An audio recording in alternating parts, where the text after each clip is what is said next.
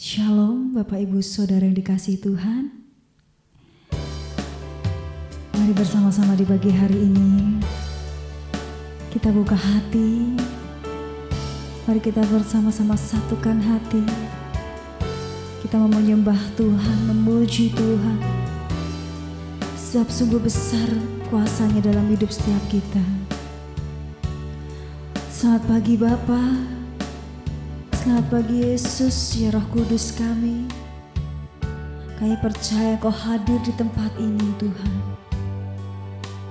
Dan kami mau percaya Tuhan, tiada yang mustahil bagi setiap kami. Karena kami punya Allah sehebat Engkau Yesus. Saat ini kami memuji Engkau. Kiranya Tuhan Roh-Mu ada dalam setiap hati kami. Roh Kudus hadir di sini, mengalir di bait suci. Perkara ajaib pun terjadi, kuasa mujizat nyata, karena Roh Allah sedang bekerja. Kudus hadir di sini, mengalir di bait suci.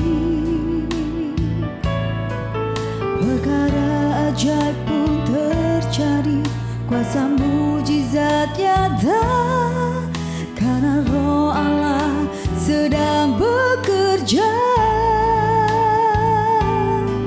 Tiada yang mustahil dan tiada yang sukar bila Roh Allah turut bekerja. Tiada yang mustahil bagi orang percaya bila Roh Allah turut bekerja di antara kita.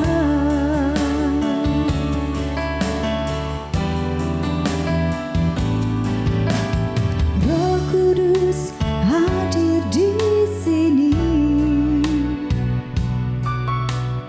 mengalir di bait suci. Perkara ajaib pun terjadi, kuasa mujizat nyata, karena Roh Allah sedang bekerja. Roh Kudus hadir di sini, mengalir di bait suci. Perkara ajaib pun terjadi, kuasa mujizat nyata, karena Roh Allah sedang bekerja. Tiada yang mustahil dan tiada yang sukar bila Roh Allah turut bekerja. Tiada yang mustahil bagi orang percaya, karena Roh Allah turut bekerja.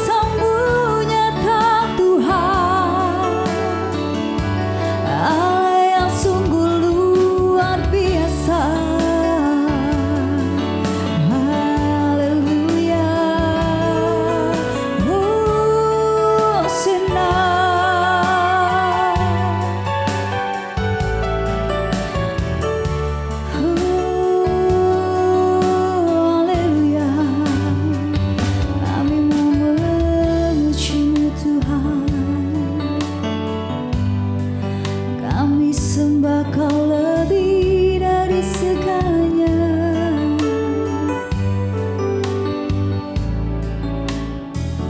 Sungguh bersyukur Tuhan, sungguh besar rasa syukur kami, sebab kami punya Allah seperti Engkau yang setia hadir dalam kehidupan kami. Pagi hari ini Tuhan, kami mau dengarkan firman-Mu. Kami mau bersama-sama bersatu hati Tuhan, untuk kami mau belajar firman-Mu pagi hari ini. Kiranya Kau berkati hamba-Mu yang menyampaikan firman-Mu. Biarlah kami juga dapat menangkap firman-Mu Tuhan, dan mengubahkan hidup setiap kami. Di dalam nama Tuhan Yesus kami berdoa. Haleluya. Amin. Shalom saudara yang terkasih. Kita akan belajar kebenaran firman Tuhan. Tema firman Tuhan hari ini, firman Tuhan yang membawa mujizat. Haleluya. Kita akan belajar dari satu kebenaran firman Tuhan, 1 Raja-Raja pasal yang ke-17, 1 Raja-Raja pasal ke-17, ayat yang ke-16. Saya akan bacakan ya. Tepung dalam tempayan itu tidak habis. Perhatikan, tidak habis. Dan minyak dalam buli-buli itu tidak berkurang. Perhatikan, seperti firman Tuhan yang diucapkannya dengan perantaraan Elia. Satu ayat ini kita akan pelajari pelan-pelan. Dan kembali saya sampaikan bahwa tema yang saya sampaikan hari ini adalah firman Tuhan yang membawa mujizat. Wow. Mana buktinya, mana ayatnya? Perhatikan sekali lagi. 1 Raja-Raja 17 ayat yang ke-16. Tepung dalam tempayan itu tidak habis, dan minyak dalam buli-buli itu tidak berkurang. Perhatikan, seperti firman Tuhan yang diucapkannya dengan perantaraan Elia. Jadi firman Tuhan yang diucapkan melalui Elia ternyata itu membawa mujizat. Wow, amazing. Apa itu mujizatnya? Perhatikan lagi. Tepung yang dalam tempayan dan minyak dalam buli-buli tidak habis. Kalau ayat sebelumnya tidak berkurang sama sekali. Wow. Jadi ceritanya seperti begini. Suatu ketika Elia lagi dioyak-oyak itu bahasa Jawanya, dikejar-kejar Raja Ahab, ya toh. Dia disuruh Tuhan ke Sungai Kerit. Karena nanti di situ Tuhan pelihara Nabi Elia dengan perantaraan burung gagak. Burung gagak mengirimkan roti dan daging. Setelah Sungai Kerit tadi itu kering, Sungai Kerit itu sungai yang kecil karena dia bermuara di Sungai Yordan. Setelah Sungai Kerit itu kering, Elia diperintahkan ke Sidon atau ke Sarfat. Karena Sarfat itu kota kecil yang ada di Sidon. Nah, begitu dia ketemu dengan janda yang di sana, Elia tadi menyuruh membuatkan sebuah roti. Tetapi janda tadi berkata apa? Setelah saya mengumpulkan 2-3 potong kayu dan saya mengolah segenggam tepung dan sedikit minyak di buli-buli, maka setelah itu saya akan mati dengan anak saya. Tetapi karena Elia menyuruhnya membuat makanan tadi terlebih dahulu kepada Elia, maka mujizat terjadi seperti yang Tuhan firmankan. Apa yang terjadi, saudara? Minyak dan gandum yang di tempayan tadi tidak berkurang sama sekali. Nah, selama kurang lebih 3 tahun, janda di Sarfat tadi dipelihara oleh Tuhan melalui gandum dan minyak yang tidak pernah habis. Karena waktu itu zamannya kemarot selama 3 tahun kurang lebih. Jadi janda yang di Sarfat tadi itu dipelihara Tuhan dengan tepung yang 1 genggam dan minyak yang tinggal sedikit dalam buli-buli. Kalau tempayan itu berbicara, ya kalau zaman sekarang baskom, kalau buli-buli itu ya anggap aja botol. Jadi segenggam tepung, sedikit minyak dalam botol, selama kurang lebih 3 tahun, tidak pernah habis. Itu mujizat yang dialami janda di Sarfat karena firman Tuhan. Wow, luar biasa saudara-saudara yang terkasih dalam nama Yesus.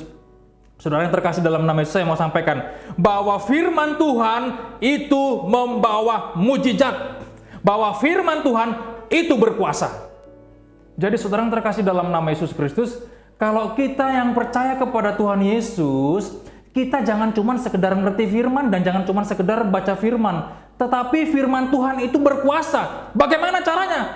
Hidupi firman Tuhan itu.